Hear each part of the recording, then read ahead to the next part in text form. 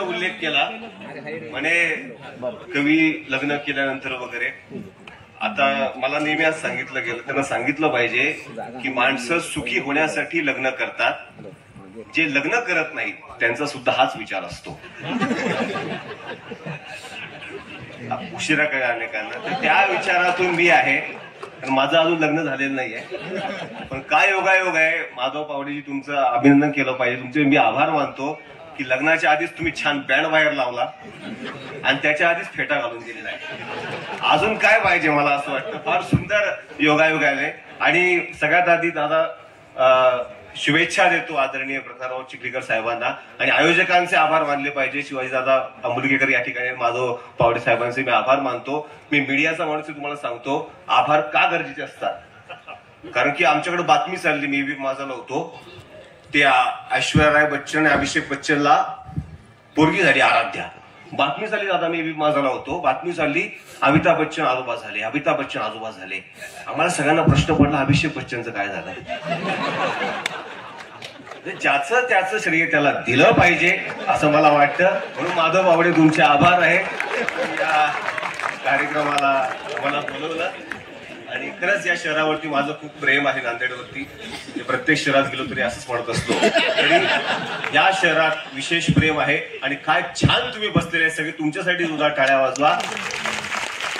म्हणजे मी आग्र्याला तुम्ही जा, जोधपूरला जा, उदयपूरला जा, कुठेच तुम्हाला असे रसिक मिळणार नाही.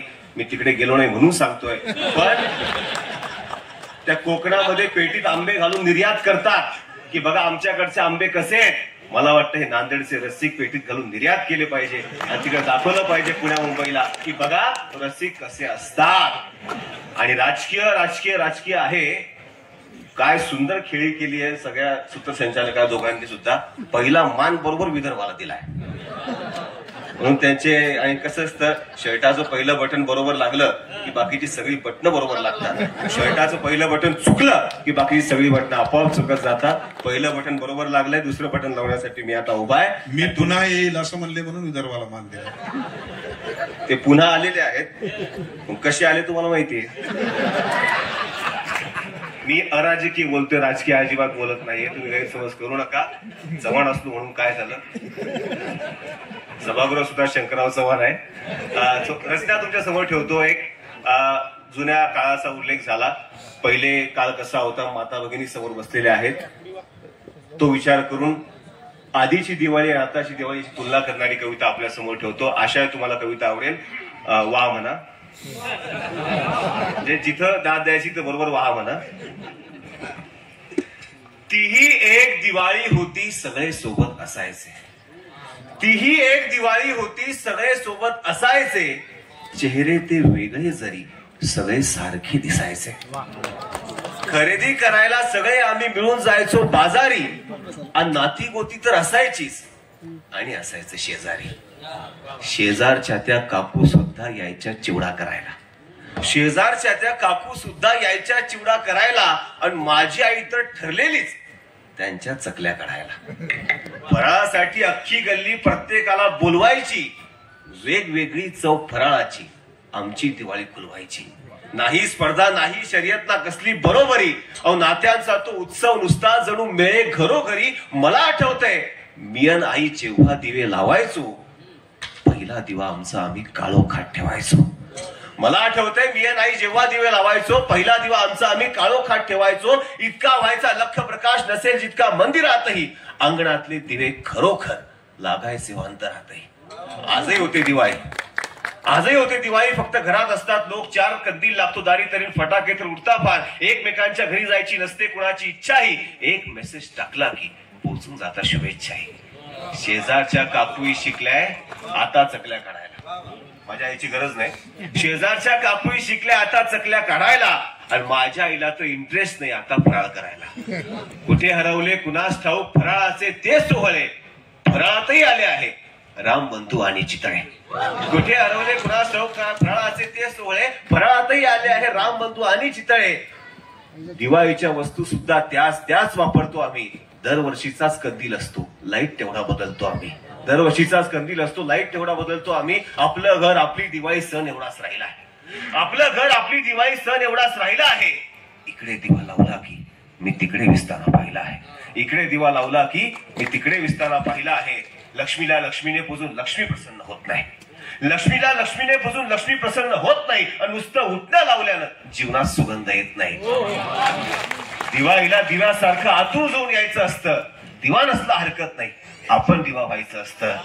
दिवा नसला हरकत नाही, आपण दिवा व्हायचं असतं. कुणासाठी अशी असते, कुणासाठी तशी असते. पण ज्यांच्या अंगणात दिवे नाहीत त्यांच्या अंगणात दिवे लावणं म्हणजे खरी दिवाळी असते. ज्यांच्या अंगणात दिवे नाहीत त्यांच्या अंगणात दिवे लावणं म्हणजे खरी दिवाळी असते. धन्यवाद निलेश. 10वीच्या होतो वर्षात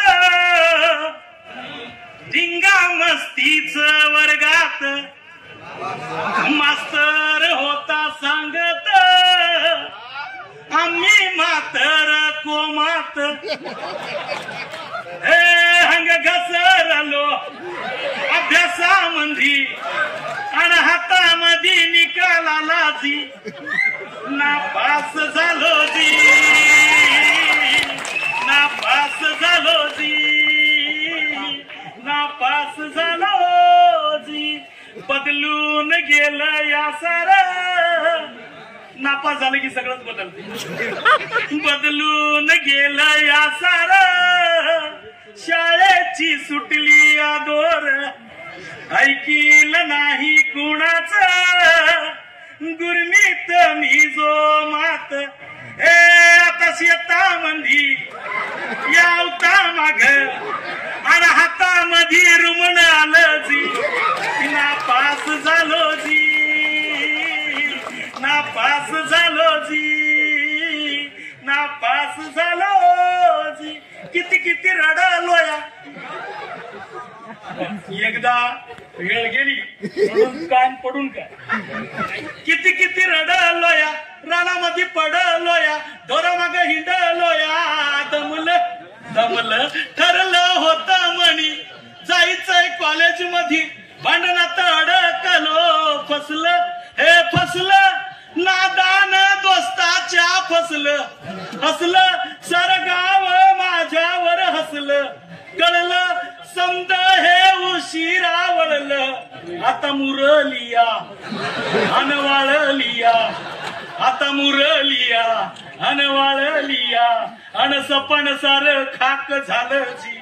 ना सन्मान या ठिकाणी होतो आहे. रोहिणीताई कुलकर्णी यांना विनंती आहे की आपण आदरणीय जोगदंताईंना सन्मानित करावं. रोहिणीताईंना मंचावर बोलवतोय. करावं.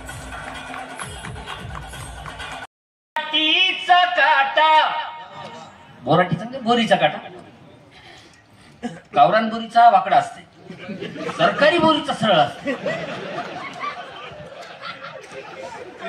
पाया मंदी चालतो ग. काट्याचे वेगवेगळे प्रकार आहेत. म्हणजे बोरीचा काटा वाकडा, हेकळणीचा काटा आहे का नाही, झुंजरडाची काटे, गुलाबाला काटा असतो. काटे माहित असणं अत्यंत गरजेचं आहे. आणि बाबळीचा काटा, बाबळीमध्ये 2 प्रकार आहेत. एक शाण्या बाबळीचा काटा, एक येड्या बाबळीचा काटा. काय काय माणसात काटा असतो तो ओळखता यायला पाहिजे, काढता यायला पाहिजे. बरोबर आहे. पाया मंदी चालतो ग सखे बोराटीचा काटा, तुझ्या पायात लिसल त्यात महानी मावाटा. अर्धांगिनी वाटून घेतलं पाहिजे. तुझ्या पायात लिसल त्यात महानी मावाटा. पाय नाजूक साजूक, सुरुवातीला वाटते सर नवीन नवीन असंच वाटते, नंतर दगडाची होतात. पाय नाजूक साजूक राणी कापसाच्या वाणी, तुझ्या पायाला भुलली, तुझ्या पायाला भुलली बघ काट्याची गाणी. काट्यानेच काट काढू, काट्यानेच काट काढू जरा होईल गईचा. राणी काट्याला मी देतो बघ काट्यानेच सजा, अशी लंगडू नकोस. काटा मोडल्यावर लंगडते ना, मग चित्र बघा, जस्ट इमॅजिन. अशी लंगडू नकोस घडी भर बसरानी, मुच कुणी काट्यानं ग. मुचकुनी माहित आहे आपल्याला, शेंडा. मुच कुणी काट्यानं ग झाली गाजराच्या वाणी, तुहा मखमाली पाय मांडीवर ठेव जरा. काटा काढण्याची पद्धती मी असा काढलेला आहे. प्रत्येकाची वेगवेगळी पद्धत असते काटा काढण्याची. तुम्ही तुमच्या पद्धतीनं काढा, पण काढा. तुहा मखमाली पाय मांडीवर ठेव जरा, थुक्का लावतो बोटानं. पहिलं काटा मोडला की असा थुक्का लावून बघायचं की काटा कुठं मोडलेला आहे. आता बिस्लेटची बाटली घेऊन रानात जायला हरकत नाही. मोडला काटा, बिस्लेट बाटली टाकायची, पाणी टाकायची, धुवून बघायचं, नाही का नाही. तुहा मखमाली पाय मांडीवर ठेव जरा, थुक्का लावतो बोटानं पाय. आपल्या बायकोच्या वाढदिवसाला 450 कोटी रुपयाचं विमान भेट दिली. ती बातमी वाचून माझी छाती अभिमानानं 56 इंचापेक्षा जास्त भरून आली की मी किती श्रीमंत देशात जन्म घेतला, की ज्या देशामध्ये बायकोच्या वाढदिवसाला 450 कोटी रुपयाचं विमान भेट दिलं, मी त्या देशाचा. असं हवेत असताना त्याच पानावर खाली एक कॉलमची जालना जिल्ह्यातली बातमी होती की उपवर झालेल्या 3 मुली, त्यांना कसं उजवायचं म्हणून 3 मुली आणि आई वडिलांनी कोरड्या विहिरीत उडी टाकून सामूहिक आत्महत्या केली होती. माझ्या लक्षात येणं झालं की माझा देश हा आहे की हा आहे. बायकोच्या वाढदिवसाला 450 कोटी रुपयाचं विमान भेट देणाऱ्या देशातला मी आहे की मुलींना कसं उजवायचं, त्यांना हुंडा कुठून द्यायचा, त्यांची लग्न कशी करायची म्हणून माझा देश कोणता. कविता जन्मली एक शेतकऱ्याचा मुलगा म्हणून.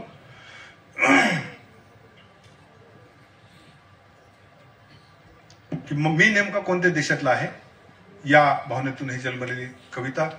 की आमच्या कित्येक पिढ्या मातीत राबून मातीत गेल्या. शेतकऱ्याचा मुलगा म्हणून लिहिलेली कविता की आमच्या कित्येक पिढ्या मातीत राबून मातीत गेल्या, ठिगळ्याला ठिगळं जोडण्यातच आमच्याही जिंदग्या गेल्या. की आमच्या कित्येक पिढ्या मातीत राबून मातीत गेल्या, ठिगळाला ठिगळं जोडण्यातच आमच्याही जिंदग्या गेल्या. 25 वर्षांपूर्वी तुम्ही पेट्रोल पंपावर नोकरी करत होता आणि आज बायकोच्या वाढदिवसाला विमान भेट देता. लक्षात आलं कोण आहे? चांगल्या गोष्टी सगळीकडे माहित असतात की 25 वर्षांपूर्वी तुम्ही पेट्रोल पंपावर नोकरी करत होता आणि आज बायकोच्या वाढदिवसाला विमान भेट देता. तुमची भरभराट झाली याचा आम्हाला अभिमान वाटतो. तुमची भरभराट झाली याचा आम्हाला अभिमान वाटतो. अरे तुमचा सन्मान आम्हाला आमचा सन्मान वाटतो. पैसा तुमचा, बायको तुमची, याचा कोणाला इन्कार नाही. कोण कुणाला काय द्यावं हेही सांगण्याचा अधिकार नाही.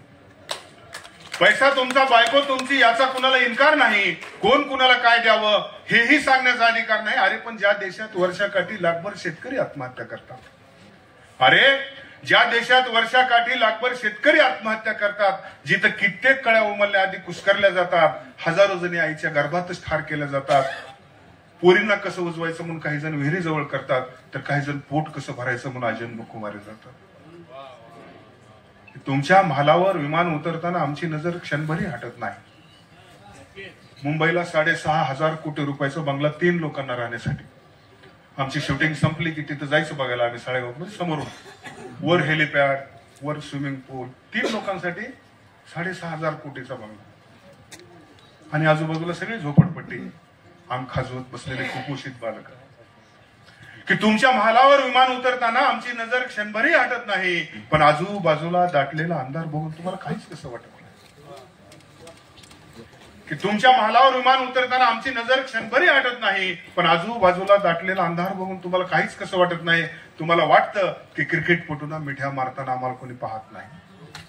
IPL तुम्हाला वाटतं की क्रिकेटपटूंना मिठ्या मारताना आम्हाला कोणी पाहत नाही, पण करवलीचा पदर घसरला की वराड बॉल चळेश्वर राहत नाही.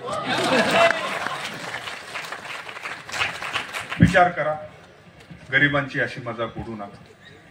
विचार करा गरिबांची अशी मजाक उडू नका, संस्कार आणि संस्कृतीला असे पायदळी तुडू नका. याद राखा, याद राखा. तुमचं असंच सुरू राहिलं तर एक दिवस असा येईल की तुमचंच तेल आग लिहून तुमच्याच महालाकडे धावत येईल. तुमचंच तेल आग लिहून तुमच्याच महालाकडे धावत येईल. बांगलादेश चालू असलेल्या या कवी संमेलनासाठी उपस्थित संबंध महाराष्ट्रातून आणि बाहेरून आलेले सर्व कविजन, आदरणीय सावंत सर, माजी आमदार मोहन अण्णाजी हंबर्डे साहेब, आमचे ज्येष्ठ मार्गदर्शक, या व्यासपीठावरील सर्व मंडळी, माझी आई आणि ज्यांचं ऐकण्यासाठी आपण इथं सगळेजण जमला ते सर्व रसिक बंधू आणि भगिनींनो, सूत्रसंचलन करणाऱ्यांनी सांगितलं की प्रास्ताविकपर भाषण प्रवीण चिखलीकर करतील, पण तो कार्यक्रम कोणी आयोजित केला त्यांनी प्रास्ताविकपर भाषण करायला पाहिजे. त्याच्यामध्ये मानसपुत्रानं केलं का आणि पुत्रानं केलं का असं एक सांगड या ठिकाणी सूत्रसंचलन करणाऱ्यांनी घातलेली आहे आणि निश्चितच असा आपला या ठिकाणी लागलेला आहे. त्याच्या कुटुंबाशी निगडीत आहे. ते माझे चुलत चुलते पडत होते. त्याच्यामुळं कविता चारोया यांच्याशी आणि माझ्या कुटुंबाशी फार जवळच राहत. केव्हा केव्हा मी सुद्धा असे आज नांदेड येथे माजी खासदार, आमचे नेते तथा विद्यमान आमदार प्रतापरावजी पाटील चिखलीकर साहेब यांच्या वाढदिवसाच्या निमित्ताने मराठवाड्यातील व विदर्भ आणि पूर्ण महाराष्ट्रातील नामवंत कवीचं कवी संमेलन इथं आज संपन्न झालं. आज एक मोठ्या प्रमाणामध्ये कवी संमेलनाचे रसिक वर्ग आला होता आणि एक रसिकांना बऱ्याच दिवसानंतर मेजवानी शंकरराव चव्हाण प्रेक्षागृह बऱ्याच वर्षापासून बंद होतं आणि आज मोठ्या प्रमाणामध्ये कवी संमेलन संपन्न झालेलं आहे. साहेबांचा वाढदिवस म्हणजे हे आमच्या कार्यकर्त्यासाठी एक पर्वणीच असते आणि हे तुम्ही आतापर्यंत बघितलं जिल्ह्यातला एकमेव असा नेता आहे की जो कार्यकर्त्यासाठी 24 तास उपलब्ध असतो आणि कार्यकर्त्याला जीव लावणारं नेतृत्व म्हणून हे सगळ्यांना परिचित आहे. आणि कार्यकर्त्याच्या वाटेला जर कधी दुःख किंवा अडचण आली तर ती अडचण ताबडतोब इथं सोडवल्या जाते. म्हणून चिखलीकर साहेबांचा वाढदिवस हा जिल्ह्यामध्ये मोठ्या प्रमाणात दरवर्षी साजरा होत असतो. आता खरं तर मंत्री होणं ही आमची सुद्धा, सामान्य माणसाची सुद्धा आणि आमची सुद्धा इच्छा आहे. येणाऱ्या काळात साहेब मंत्री व्हावे. आता हा पक्षश्रेष्ठीचा निर्णय आहे आणि आम्हाला मनातून अशी आमची खात्री आहे की एक ना एक दिवस येणाऱ्या काळामध्ये साहेब मंत्री म्हणून निश्चितच या महाराष्ट्राच्या सरकारमध्ये असतील.